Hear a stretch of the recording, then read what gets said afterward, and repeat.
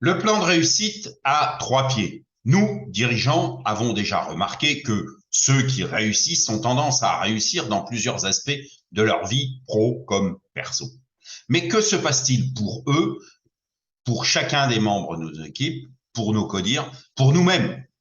Dans les faits, la réussite au sens le plus large, non pas à réussir un objectif, mais à avoir cet état personnel qui permet d'entreprendre la démarche suivante avec une certaine sérénité, la réussite se construit presque mathématiquement, physiquement, en tout cas sur des principes fondamentaux.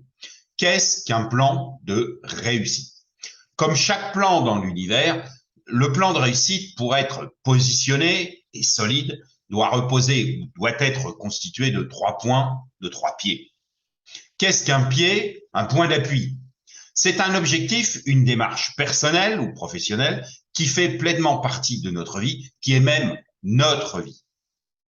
Ces différents objectifs peuvent être sa famille, dans sa constitution, sa réalisation, sa passion, l'art, le sport, ses engagements sociaux, caritatifs, politiques, son travail, plaisir, découverte, apprentissage, engagement, l'équipe et bien d'autres choses encore. Ce sont les choses qui constituent notre vie, qui ont un sens particulier pour nous, un sens profond, intime. À la lecture des exemples, nous constatons que chacun de ces points évolue au cours de notre vie. Nos engagements, nos points d'appui de jeunes ne sont plus les mêmes que ceux, ou ne sont pas les mêmes que ceux que nous avons, que nous aurons à 40, 50, 60 ans ou plus.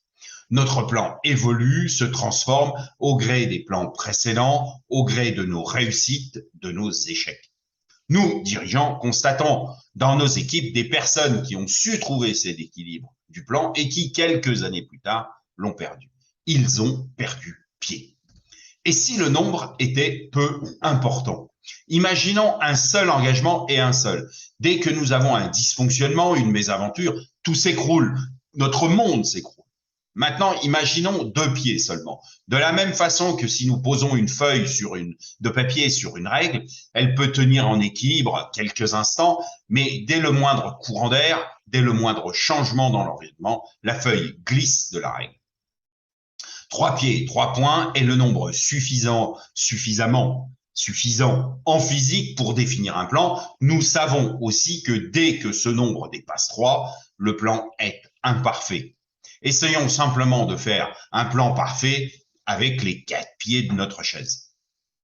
3, ce chiffre nous permet aussi parfois de perdre pied sur l'un de nos piliers.